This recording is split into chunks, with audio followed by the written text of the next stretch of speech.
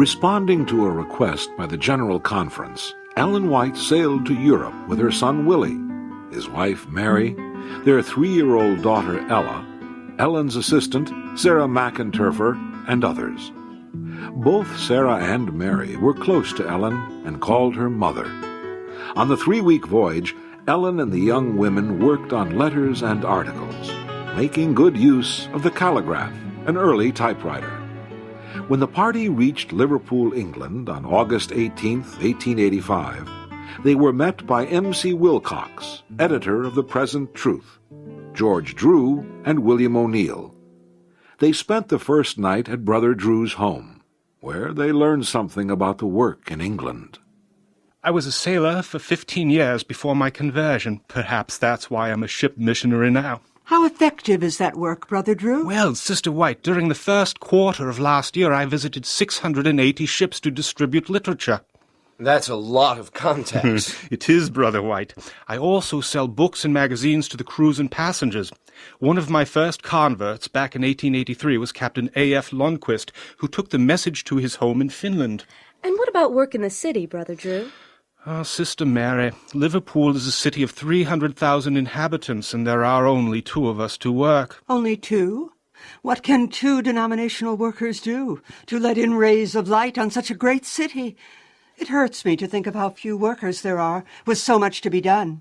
Help must be sent to the city. What is Grimsby like? We're eager to see the headquarters of the work here in England. We'll go there tomorrow. Grimsby's an interesting town. It's much smaller than Liverpool, only 30,000 inhabitants, and it's the greatest fishing port in England. We send out more than 9,000 copies of Present Truth from there every month. Ellen spoke at 4 meetings in Grimsby that weekend, then visited Ulceby and Risley. She toured the British Museum in London and Roman ruins in Southampton. Although plagued by a bad cold, she continued to speak at numerous meetings, and in Southampton, as she began speaking to a crowd of 600, her voice suddenly cleared. On September 2nd, after 2 weeks in England, the party crossed the Channel to Calais, France. After the stormy crossing, they boarded a train for Basel, Switzerland. I'm sorry, Mother. To get you a berth in the sleeping car would cost an extra $11. Oh, dear. We can't afford that. It's much more expensive here than in the United States, isn't it?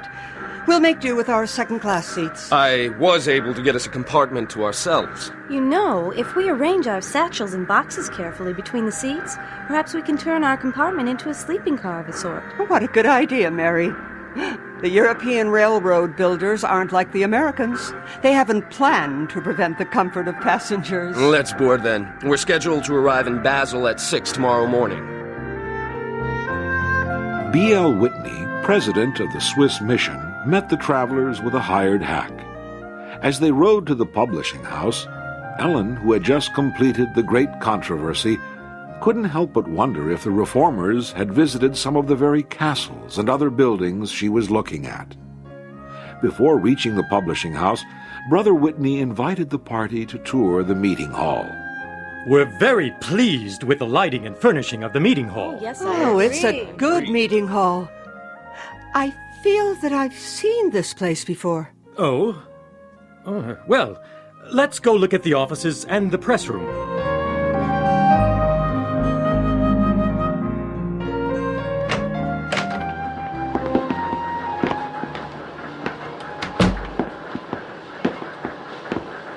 I've seen this press before. This room looks very familiar to me.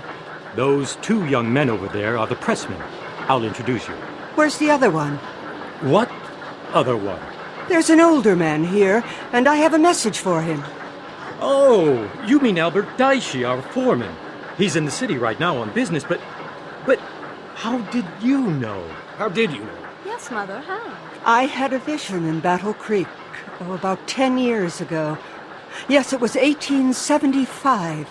I was shown presses running in many countries, printing periodicals, tracts, and books on present truth. I didn't know the names of the countries, but I knew I'd recognize the presses when I saw them. And ours is one of them? How wonderful to know we're doing the very work God wants us to do.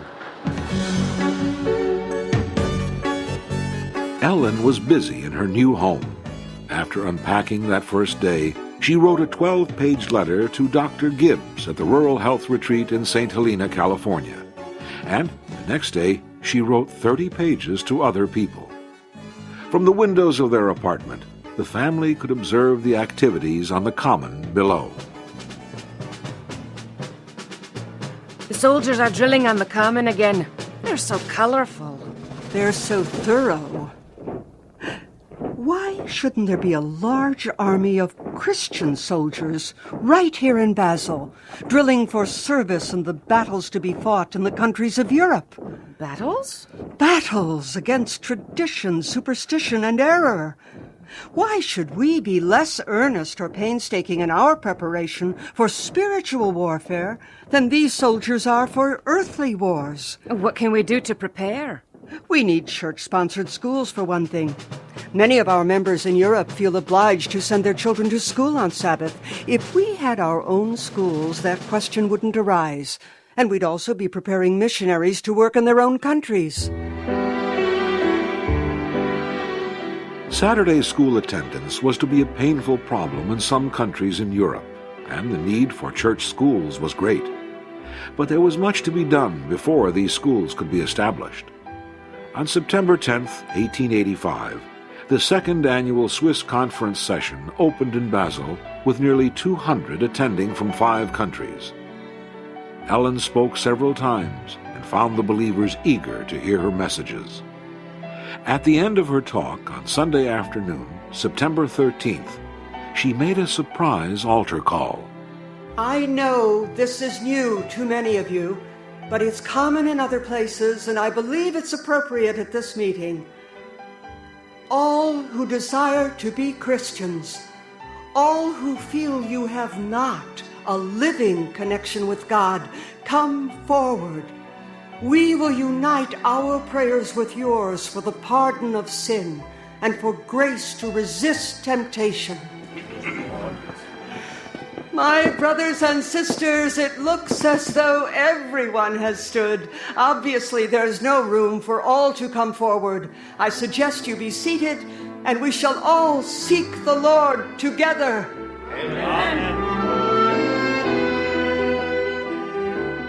Immediately after the conference ended, September 14th, the third annual meeting of the European Missionary Council opened and lasted until September 28th.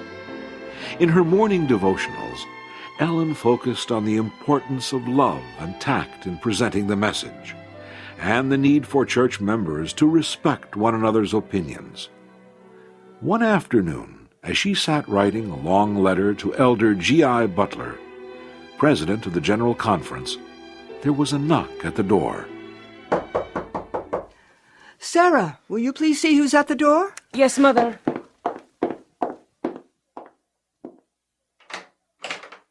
Well, hello. Come in. Sister White will be so glad to see you. Mother, look who's come to see you. Brother Albert Villemier. Thank you, Sarah. How nice to see you again, Brother Villemier. What can I do for you? Sister White, I need some advice, s'il vous plaît. I have a couple of things on my mind. Tell me about them. When we are presenting the Advent message in new fields, should we introduce the Sabbath first? From what you said in your morning talk the other day, I begin to think maybe we should not. Well, as I said the other morning, we should be especially careful not to arouse prejudice. We should begin where we agree with our hearers.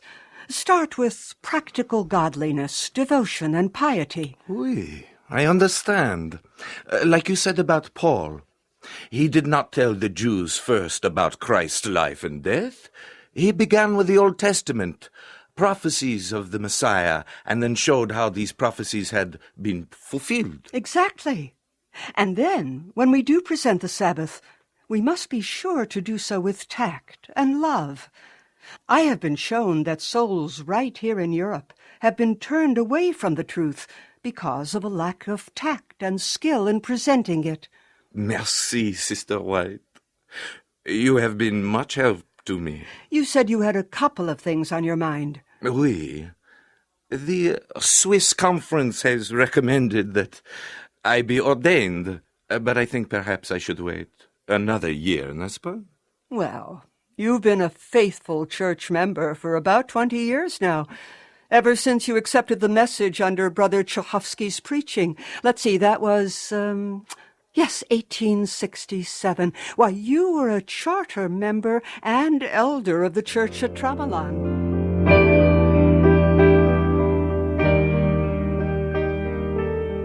Albert Villers-Millet was ordained the last evening of the conference. His son, Jean, who was editor at the publishing house in Basel, gave many years of service to the cause both in Europe and America. The name Villers-Millet is well remembered today among believers in France and Switzerland.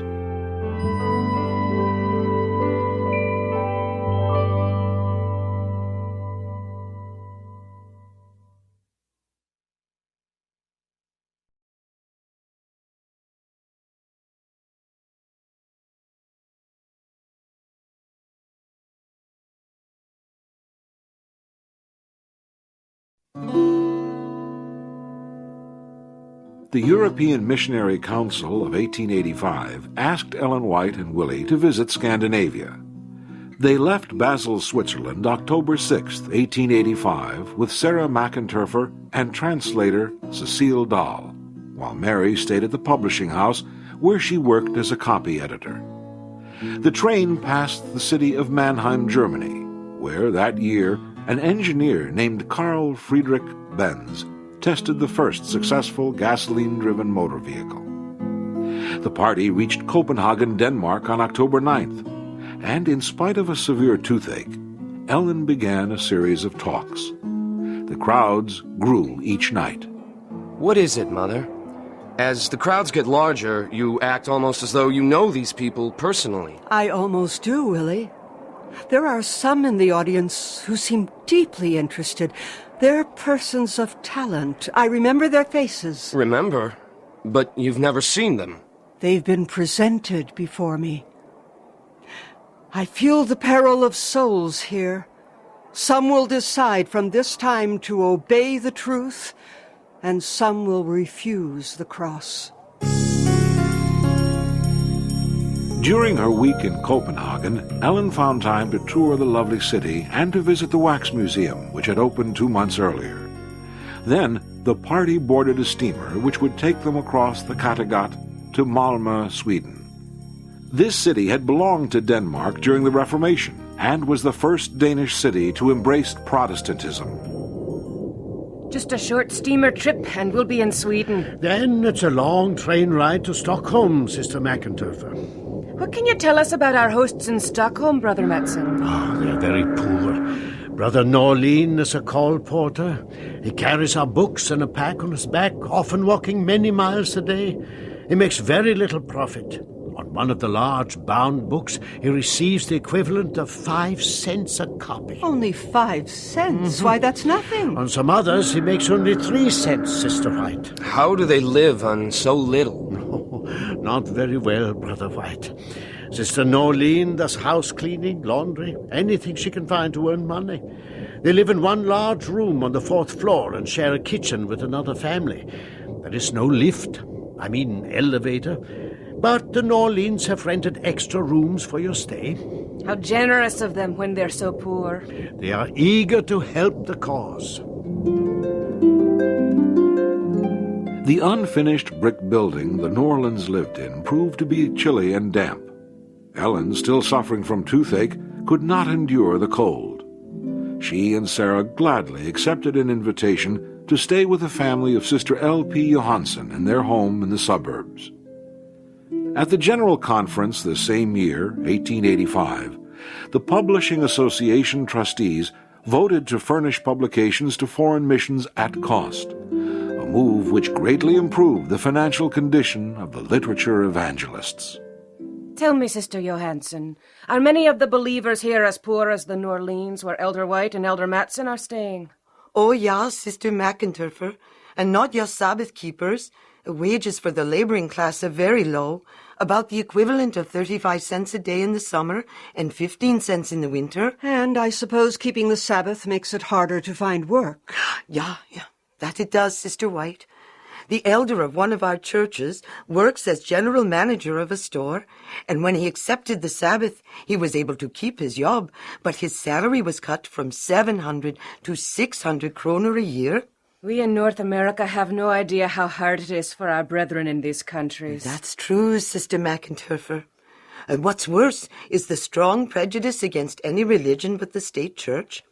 Each town has a church council that can forbid any preaching it thinks is dangerous to the state religion. Fortunately, the law isn't used much anymore, and there's strong sentiment in favor of freedom of speech and conscience. So we hope it will soon be changed. While in Stockholm, Ellen was impressed to speak on the importance of stricter Sabbath keeping, even though Elder Mattison urged her not to. During the testimony meeting that followed, several people expressed their appreciation of her message and their desire to keep the Sabbath more carefully. Ellen also visited with believers in several other cities, including Örebro and Grythyttehed. In Kopparberg, she encountered her first Swedish smorgasbord. The bitter cold, 25 degrees below freezing, took its toll on her, but she kept going. At noon Friday, October 30th, the Whites party arrived in Christiania, now Oslo, Norway. They stayed with Elder and Mrs. A.B. Oyen, Americans who had come to Norway in the summer of 1884 to supervise the publishing work there. Brother Oyen took Ellen and the others to see the new publishing house and meeting hall being built. Ah, here we are. Go right in.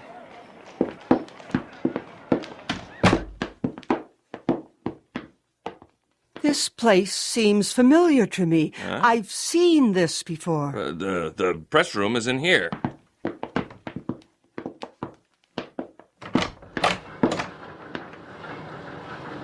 I've seen these presses before. This is one of the places shown me years ago, where publications were being issued in countries outside the United States. At the same time you saw the press in Basel, Mother? Yes, back in 1875. The church had only one publishing house then. We were just thinking about a second one in California. But this is what the angel showed me 10 years ago. Ellen spent 2 weeks in Christiania, except for one meeting in the town of Drammen, where 700 people came to hear her speak. She warned the Christiania church against a spirit of fanatical criticism which had arisen and had largely destroyed the congregation's influence in the city. She also urged the believers either to make arrangements with school authorities so Adventist children could stay out of school on Sabbath, or to open their own church schools, but by all means to keep the Sabbath holy. Willie sailed for America November 13th to present the needs of the European field at the General Conference session. Ellen returned to Basel, Switzerland, November 19th, hoping for some rest after her 6-week-long trip. But Brother B.L. Whitney met her with the news that Brother A.C. Bordeaux needed her in Italy immediately. So on her 58th birthday, November 26, 1885, Ellen boarded a train with her daughter-in-law Mary, Elder Whitney, and Brother Bordeaux's wife Martha. They arrived in the Waldensian town of Torre Pellice the next day. My brother Daniel is proposing to distribute handbills for his evangelistic series in Geneva, advertising himself as a famous American missionary, full of flattering remarks about him from American newspapers. That is a problem, Brother Augustine. I've been shown that we should not create prejudice by giving the impression that Americans feel superior to people of other nations. I'll write to Brother Daniel immediately. Merci, sister. And now, what about your problems here in Torre Pellice? Ellen remained in Italy about a month, speaking many times in spite of disruptions and accusations from an apostatized convert and of an old tormentor from the United States. She held to her principle of refusing to enter into controversy, although she wrote in her diary that she was sorely tempted. On December 15th, she left Torre Pellice for a visit with Daniel and Marion Bordeaux in Geneva, and then returned to Basel, where Ella had a fine time trying to snowball her mother and grandmother. In February 1886, Willie returned, bringing help. Willie, welcome back. Oh, and you brought Marion. I'm so glad. Yes, Sister Davis was eager to come. Weren't you, Sister Davis? I certainly was, but I didn't realize I'd find you sick in bed, Mother. Mary said you had severe chills yesterday. Perhaps we'd better put off working for a while. Oh, we must work, Marion. There's so much writing to do. I can't write much myself because of this eye inflammation and the headaches I've been having, but I can dictate to you as I have been to Sarah. And I do get some rest. Ella and I take walks as often as possible. Yes, Mary wrote to me that you two got lost one day. Oh, well, we were having such a fine time we didn't realize where we were. And we couldn't ask directions because we didn't know any of the languages. We were only an hour late to dinner. Only? I've brought more help, Mother. Louis R. Conradi and his wife have come, among others. It's good to have more workers in the field. During 1886, Ellen traveled in Switzerland, Italy, Scandinavia, and France. Willie and Mary had a baby they named Mabel. Jenny Thayer became editor of the Present Truth in England, and Brother Conradi made a trip to Russia. In March of 1887, Ellen received sad news from America. Willie, I've just received word that Brother Dudley M. Canwright has left our ranks. Again? This is the third time. And the last. He asked for his name to be taken off the church books. You don't seem surprised. I'm not. In a dream not long ago, I saw Brother Canwright trying to desert a strong vessel sailing in rough waters, to take his chances of a rotten vessel doomed to destruction. I wrote a warning to him then. It's so tragic. Brother Canwright has been an able leader and a strong defender of our faith. You must feel it especially, Mother. You and Father were very close to him. Yes, we were. I have labored with him for a long time, and so have others. But Brother Canwright would dwell on doubts. Well, now he's lost to the cause. Ellen's time in Europe was coming to a close. Leaving Willie and his family in Basel, she once again held meetings in Germany and Scandinavia. Then, on June 14th, she was present for the opening of the first European camp meeting in Moss, Norway. After the camp meeting, she went on to England. Why, Willie, what are you doing here? I thought you were in Basel arranging for my passage home. I'm staying in London, Mother. Mary's with me. What's wrong, Willie? Mary's very ill. The doctors say it's consumption. She must go to Battle Creek, where Dr. Kellogg can care for her. Well, of course. She and the girls will go back with me. Ellen, Mary, and the children sailed for the United States on August 3rd, 1887. Mary lived for 3 more years, but tuberculosis had done its deadly work. She died in 1890 with Willie at her side. This writer, publishing house worker, and editor was mourned by all who knew her, but by no one more than her mother-in-law and friend, Ellen White.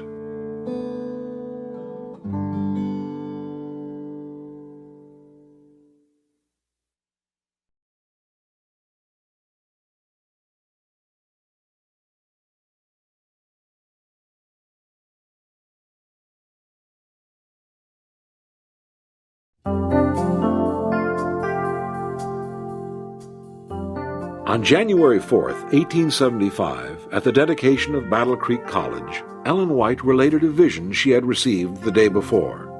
Stephen Haskell, sitting beside the platform, realized that Ellen's information was the same as some reports he had recently given to James about conversions in other countries.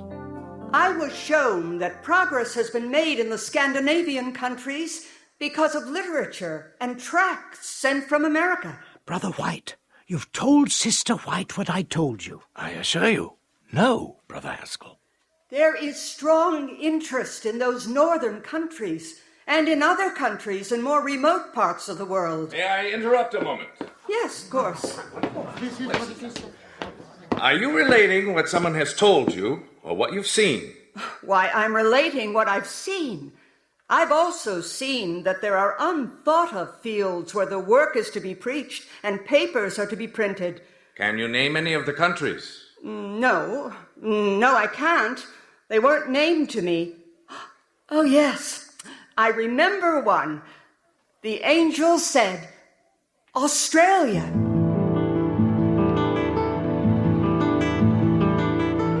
Australian Alexander Dixon had learned of the Sabbath truth in 1861 from Hannah Moore, a fellow missionary in Africa. Returning to his homeland, Dixon asked the General Conference to print literature for his people. When his request was denied because of commitments to the new work in California and Europe, Dixon paid for some printing himself. Eventually, broke and discouraged, he gave up the Sabbath. Finally, at the General Conference autumn session in 1884, 10 years after Ellen's vision, the church took action. That Elder Haskell go to Australia next May, taking with him a competent corps of laborers to establish a mission. That Elder J.O. Corliss and Brother W. Arnold prepare to go with Brother Haskell. It's decided, Brother Corliss. M.C. Israel and his family will go with us, and so will Henry Scott. I'm glad of that, Brother Haskell. My wife and children will be happy to have another family along. Brother Israel's an experienced missionary, Brother Arnold's a self-supporting colporteur, and Brother Scott's a skilled printer. It's a good group that's going. And none too soon. We're already 10 years behind. I almost wish I didn't have to hurry back for the General Conference next November. But I wouldn't want to be away from Mary that long. Anyway, and she's not well enough to travel with me. It's a long way from Massachusetts to Australia. Are you well enough, Brother Haskell? You look exhausted. I am, but there's so much work to be done. I can't slow down. I can rest on the voyage.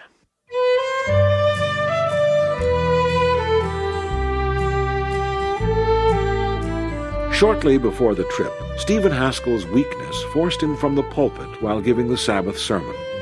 A few days' care at the Battle Creek Sanitarium had him back on his feet, however, and he sailed with the group from San Francisco on May 10th, 1885. They reached Sydney, New South Wales, Australia, on Sabbath morning, June 6th. It's cold. I wish we'd planned to arrive in Australia during the summer. Imagine, winter in June and summer at Christmas time. How are your children taking it, Sister Corliss? In stride, as usual, Brother Haskell. All they really care about is seeing a kangaroo or hearing a kookaburra. Australia's an exciting new country, all right, but the work may be difficult. The colonies here aren't confederated like the provinces of Canada. Each one's like an independent country. Yes, I read the laws, and even the customs and manners of the people vary from colony to colony. That's one reason Brother Israel and I will stay here for a few days to evaluate the prospects in New South Wales, while the rest of you travel to Melbourne and Victoria. We especially want to have a look at the Sydney Library. I hear it's a very good one.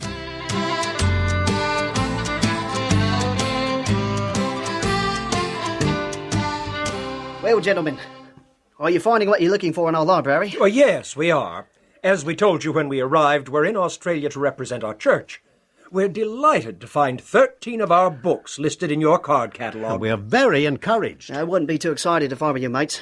10 years ago it was different. There were a lot of immigrants from England, and they rather fancied themselves to be like your pilgrims. They thought anything American was fair dinkum. Fair dinkum? Sounding true like. Now, though, everyone's pretty much decided what they think, and they're proud of being Aussies. They ain't about to let a bunch of Yankees change their minds. Good day, gentlemen.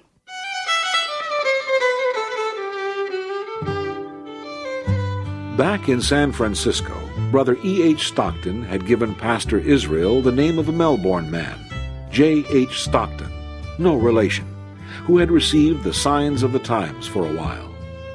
Shortly after arriving, the Israel family began to visit J.H. Stockton, who was coach builder to the governor of the colony of Victoria. One visit was especially memorable.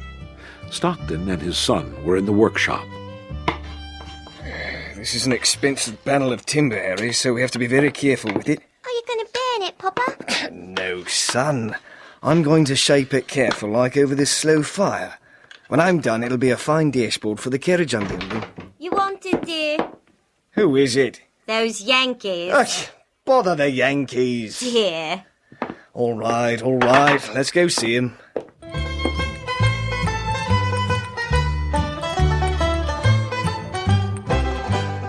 And so, you see, God commanded us to worship him on the last day of the week, not the first. The Bible texts you showed us certainly do point to the seventh day as the Sabbath, Pastor Israel. You've given us a lot to think about, Pastor. What's that smell? Like wood burning. The dashboard!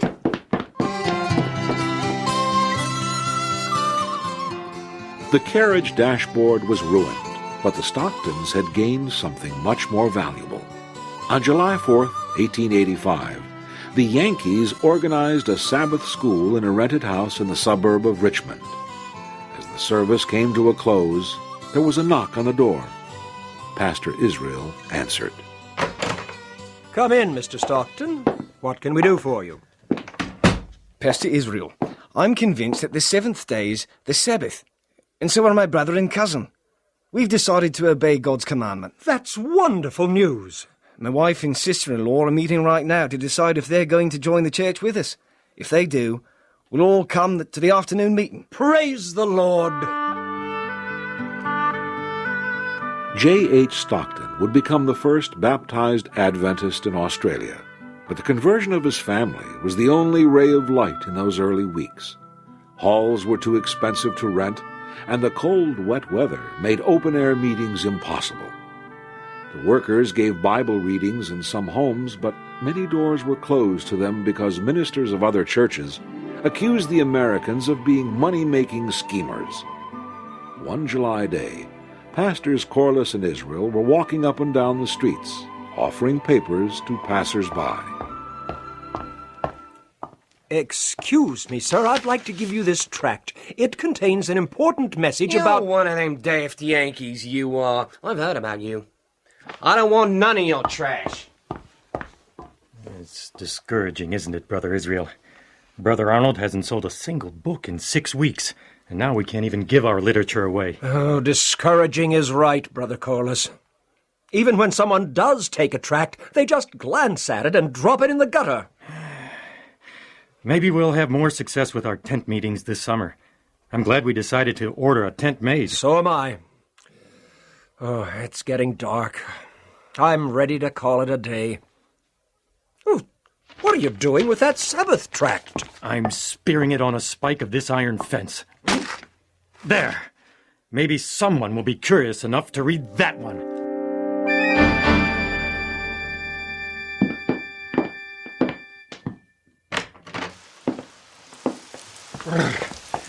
It's a cold rain, Mr. Woods. Aye, Mr. Miller, that it is. Still, I'm right glad to close up the print shop tonight. It's been a long day. Long, but not unpleasant. Our business is prospering. I can't say Australia's not been good to me. Good-o. A flourishing business to provide a livelihood, and a sweet young lady who's promised to marry you. What more could a dour Scotsman ask? I'm not so dour, and you ken it well, partner. I'm off. Good night. Good night. Now, what's that paper stuck up on that fence spike? Some kind of religious leaflet. Which day do you keep and why? The fourth commandment. Seventh day. Saturday? This is a good subject for next month's debate at the Mutual Improvement Society. I'll take the position of this tract that Saturday's the Sabbath. Wait till I tell Mr. Woods. Together, these two men, W.H.B. Miller and J.H. Woods tracked down the source of the Sabbath leaflet and invited Pastor Corliss to attend their debate. At the end of the evening, Corliss spoke to the group about prophecy. He was invited back the next week, and after his talk, a woman rose to her feet. Yes, Mrs. Romero? You wish to respond to Pastor Corliss? I do, Brother Miller. For years I've been troubled because my church keeps Sunday rather than the seventh day as the Bible commands. Pastor Corliss, I endorse all you say. I'll keep the very next Sabbath. Mrs. Romero was the first woman to join the church in Australia.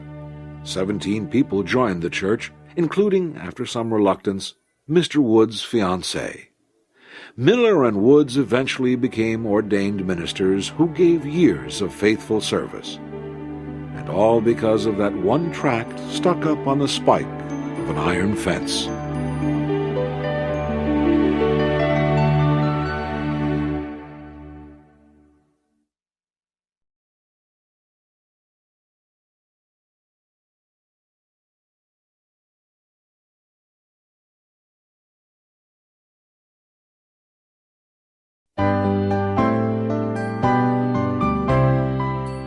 It was evident that a locally published paper would aid the work in Australia. A local address would establish an impression of permanency and encourage contacts. Papers could be distributed more quickly. Charges against Adventists in the public press could be answered in a denominational paper, and postage costs would be cut in half. The pioneers decided to print a 16-page monthly, Bible Echo and Signs of the Times. But as usual, there was one big problem. I'm eager to start the paper, of course. That's why I came down here. But how can we? We don't have any money for equipment. True, Brother Scott, but we must go forward in faith. The work in Australia has been made more difficult for us because we lacked the faith to move ahead 10 years ago. I don't believe God wants us to hold back now. I agree with you, Brother Haskell. Brother Scott, if you're willing, I'll be glad to go with you to look for suitable equipment. Thank you, Brother Corliss. I know of some merchants who have the sort of equipment we need. Let's explain the situation to them. You undertake to do business with no credentials, without any bank account, without any standing in the city? We need the printing office. Oh, I can't do business with you. Good day. Well, I've never done business that way. Haven't you any money at all? £10. When can you pay for this? In 4 months. Will you give me your note to be paid in that time?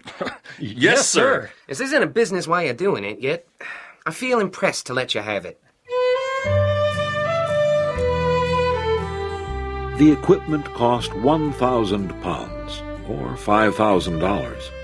William Arnold donated £240, or $1,200, from the proceeds of his books, which suddenly sold by the hundreds.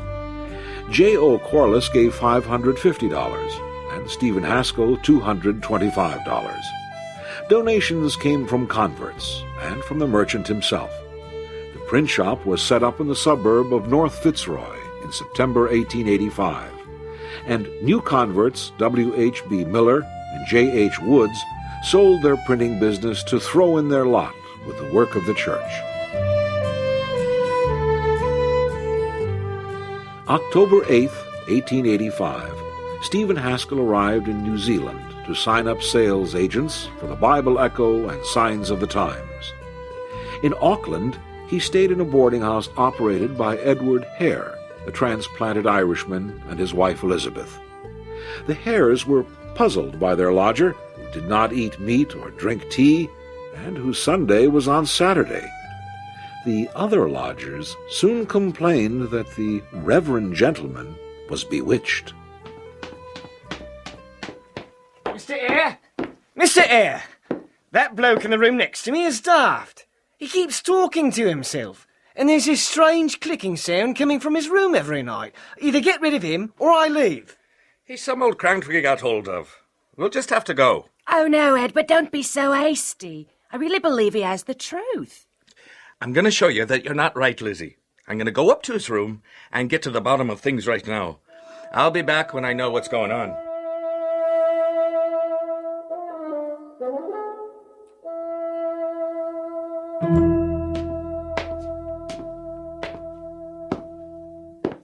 Well, Edward?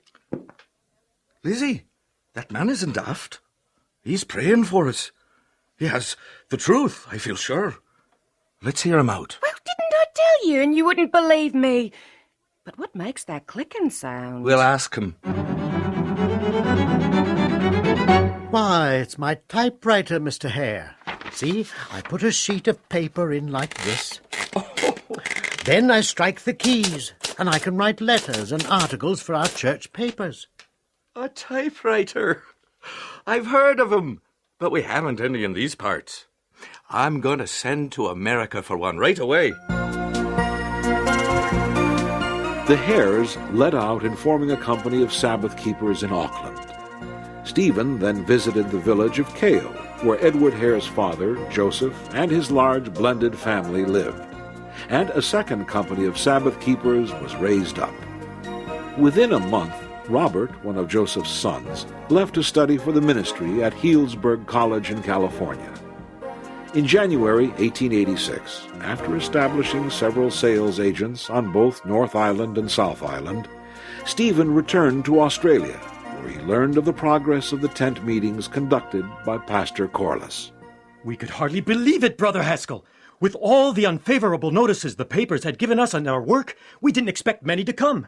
But the papers only aroused the curiosity of the people, and they flocked to the meetings. That's wonderful, Brother Corliss. The door-to-door visiting and Bible studies we did when we first came bore fruit, too. People who were interested in our Bible studies began to study with their neighbors and bring them to the meetings. God has truly been with us, Sister Corliss. Are many individuals ready for baptism? Not individuals. Whole families. Once the Australians become convinced of the Sabbath truth, they go out and convert their loved ones. One man brought 12 of his 13 relatives into the church. And one contractor stopped working on Sabbath. He let his employees make up the time by working overtime 5 days a week. When time was running out on a government contract, he worked his crew on Sundays. Well, the police planned to arrest him for Sunday work, but a lawyer stopped them. He told them that English law is based on God's law. And what if the Adventists are right in their explanation of that law? So they dropped it. We're ready to organize a church here, Brother Haskell. Oh, yes. On January 10th, 1886, the first SDA church in Australia was organized in the Melbourne suburb of North Fitzroy. On his way home to America in March, Stephen Haskell spent 2 weeks in New Zealand, where the Kao Church was organized on March 23rd. Also during this visit, Stephen accompanied the Hares to a Maori village, where he brought joy to the hearts of his listeners by preaching on the second coming of Jesus. On May 7th, Stephen was reunited with Mary in South Lancaster, Massachusetts. In August 1886, a second Australian church was formed in Ballarat, Victoria. Tent meetings in Adelaide, South Australia, were hindered by bad weather and the discovery of gold north of the city. But at the end of the series, on December 2nd, a church was formed. California believers responded enthusiastically when the Kao Church asked if the American brethren could sponsor another student for the ministry. And late in the year, the church sent A.G. Daniels and his wife to New Zealand. The couple arrived in Auckland at 11 p.m., November 14th, 1886.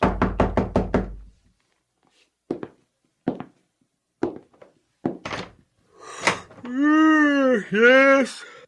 Brother Hare, I'm Pastor Daniels, and this is my wife, Mary. How do you do? Come in. Sure, and we've been meeting every ship for days. We'd about given up hope you were coming. The Alameda left San Francisco late, and we just now got in. Someone kindly directed us to your home. I'm glad you got here.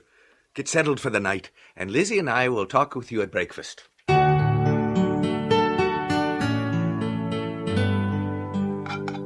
How goes the work here in New Zealand, Brother Hare? Very well in many ways.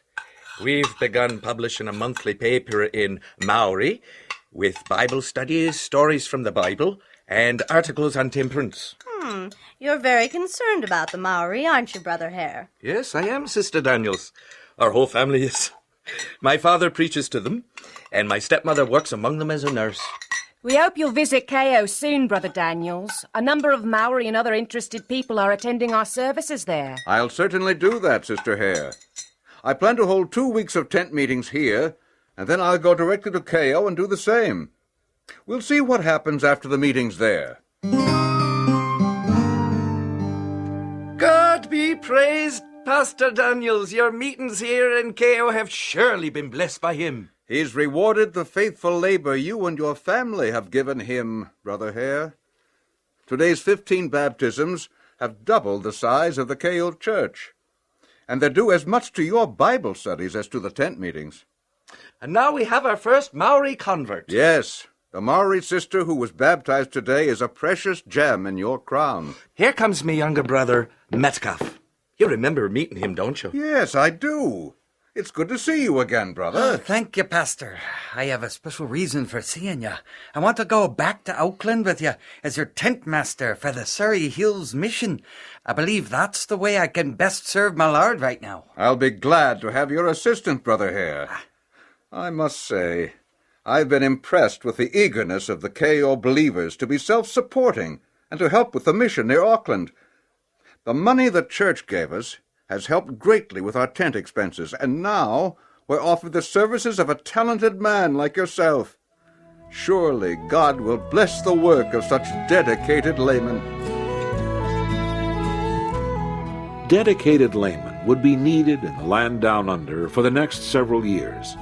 Daniels was the only pastor in New Zealand, and when J.O. Corliss returned to America because of ill health, M.C. Israel remained as the sole SDA minister in Australia.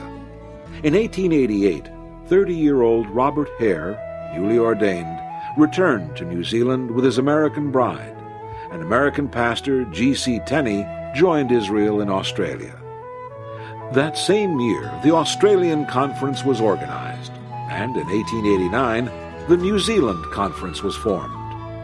More help was needed, and it would soon be on the way.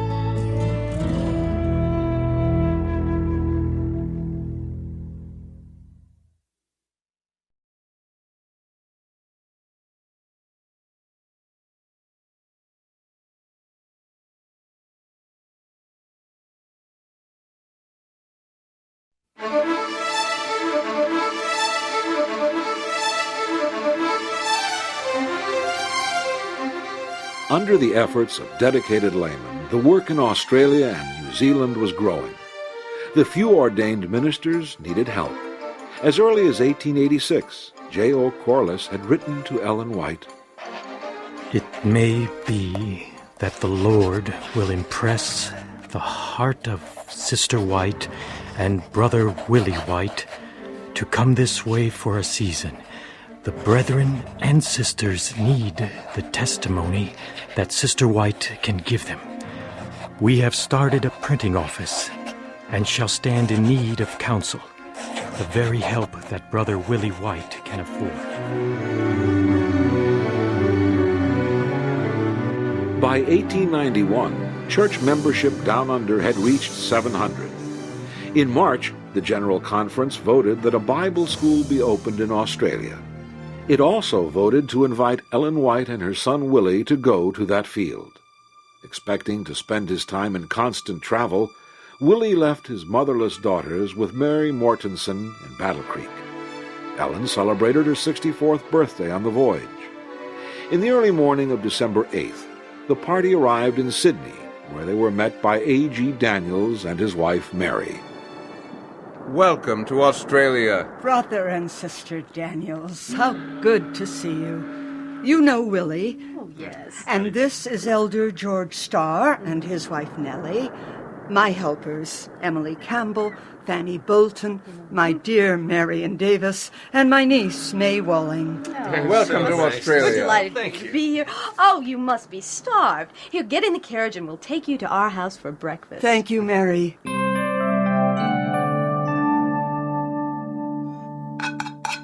Sister White, we're so happy you've come to Australia. We're in great need of your help here. Well, if I can be of help to the Lord's cause, I'm happy I came, but I'm not sure. I've had no clear light about whether I should make this journey or not. So I decided to do what the General Conference asked. That's always been my practice. Why do you think coming here might be a mistake, Sister White? Well, because I feel it my duty to finish my book on the life of Christ. When the call came, I was having a house built in Petoskey, in northern Michigan, so I could work without interruption.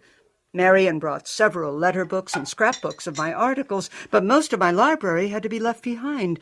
It'll be difficult to work under these circumstances. We expect to be here 2 years or so.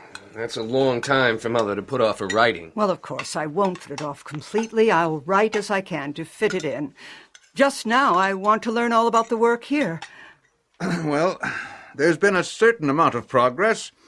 Several churches have been established in New Zealand, including a strong one in Napier. Much of the credit goes to Mary. She conducted the church services and Bible studies there for weeks, while I was holding tent meetings and attending to administrative matters in forming the New Zealand Conference. Well, the church there is close to my heart. Sydney, however, has been a particularly difficult field. Prejudice and opposition are strong. Public work was first conducted here a year ago, when David Steed and W.E. Wayneman held meetings in the city. Well, the way had been prepared for them by Sister Hardy and Sister Grace Atwell. They'd moved here from Auckland separately and labored privately, each one thinking she was the only Adventist in the city. Well, because of their labors, 2 small Sabbath schools were organized before the public meetings ever started. Oh, I rejoice to hear it. I've always said that laymen and women should share in the Lord's work and not wait upon ministers to do it all. Our most pressing need now is to open the training school. Many of our young members are the children of tradespeople who live in the cities. They find it almost impossible to get jobs because of the Sabbath. They want to labor in the cause, but they have no training. It's too expensive for all but a very few to go to school in America, especially with this terrible depression. Some of the young converts from Napier, New Zealand, have gone to the States for their education, but 15 or 20 more would attend school if we were to start one in this part of the world. And scores more would attend from Australia and other places in the South Pacific. Then I expect the matter of the school will be a major item of business at the Australian Conference next week. I look forward to attending. At the Australian Conference session, which opened in Melbourne on December 24, 1891, Daniels was elected president. The 100 members present authorized an interim workers' training school until a permanent institution could be established. When the conference closed on January 3, 1892, Ellen set out in the summer heat on a house hunt, although she had begun to suffer from malarial fever and inflammatory rheumatism. She was driven by Stephen Belden, whose first wife, Ellen's sister Sarah, had died of tuberculosis in 1868. I think the house we saw today is the right one, Stephen. It has 9 rooms. With a little squeezing, it should accommodate Elder and Mrs. Starr and all my helpers. We should be there only about 6 months, so we'll furnish it with second-hand things. Well, it's 5 miles from the city, so you'll need a horse and carriage, Ellen. A double-seated phaeton, I think, so you may ride with comfort. We'll have to buy a cow to provide milk and build a stable. There isn't one on the property. You'll need to hire someone to help with the housework. So May will be free to concentrate on the cooking. Yes, and we'll start a garden, too. It's very dry this summer, so we'll have to get a watering hose. We can grow flowers as well as vegetables. Marion especially loves growing flowers. Oh, you're ill again. This has been a difficult week for you. You must rest as soon as you get back to your room and slow down. Get well before you go to the New Zealand Conference in April. Ellen never made the New Zealand Conference. She suffered such pain in her hips and spine that she couldn't sleep for more than 2 hours at a time. On more than one occasion, when she was to speak to the believers in Melbourne, she had to be carried into the hall, and occasionally she was forced to speak from an easy chair. Eventually, she had to give up speaking appointments altogether.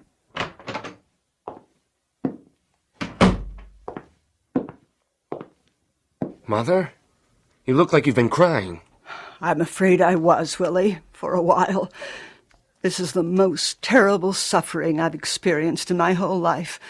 Since we left America, we've had nothing but anxiety, suffering, and burden-bearing. I can't help but wonder if it was a mistake to come. Mother, I'm so sorry. Have you been able to work at all today? A little. I sit in a chair for a couple of hours, with pillows around me, and write on a cardboard on my lap. Then May helps me to the bed, and I sit here with more pillows supporting me and write for another hour. But I'm so exhausted from want of sleep that I keep dropping off over my work. And now the physicians say I'll never walk again. I know. Maybe you should give up writing, too. At least for a while. Just rest. Oh, no, I can't do that. I've made so little progress in my book on the life of Christ. And then there are so many articles to write, and letters of counsel, and it's all under pressure of time, because I have to have everything ready to go off in the American mail. Writing is all I can do, and I mustn't give that up.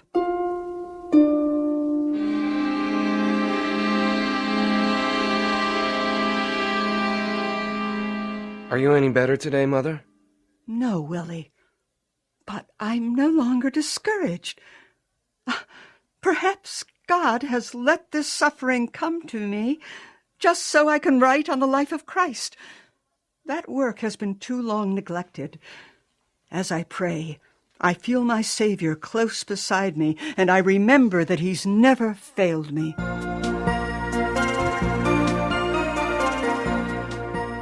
In March, copies of Steps to Christ arrived from America. Within 6 weeks, it was in its third printing. The Australasian Bible School opened in rented buildings on St. Kilda Road in Melbourne on August 24, 1892, with Pastor Lemuel J. Rousseau as principal. Ellen was carried to the platform to address the crowd.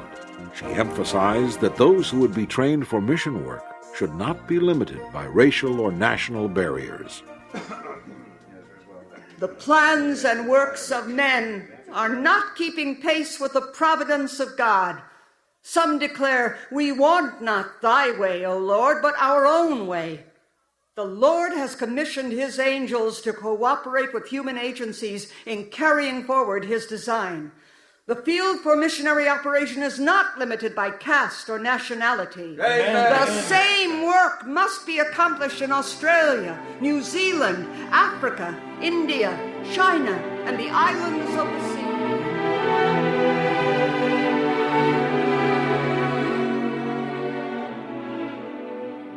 Brother Rousseau, I'm so glad you and your wife have come from America to help us. Thank you, Sister White. We're happy to be able to come. Back in April, I begged the brethren in Battle Creek to provide these training facilities. I can't see that it's right for such a superabundance of opportunities and privileges to be provided in America while there is such destitution in this field. Emma and I are both looking forward to teaching, Sister White, and to working with the excellent staff that's been assembled.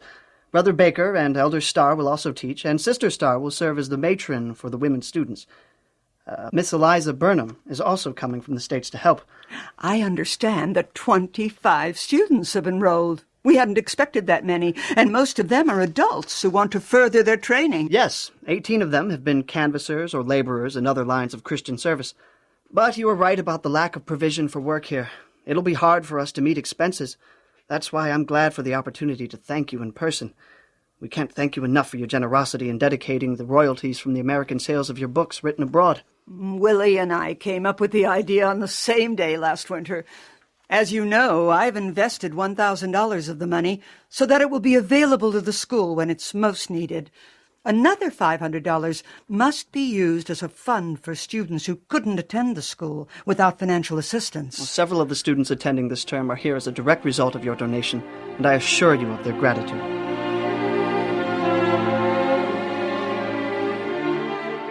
In late September 1892, early spring in Australia, Ellen moved to the warmer, drier climate of Adelaide, South Australia, and her health began to improve.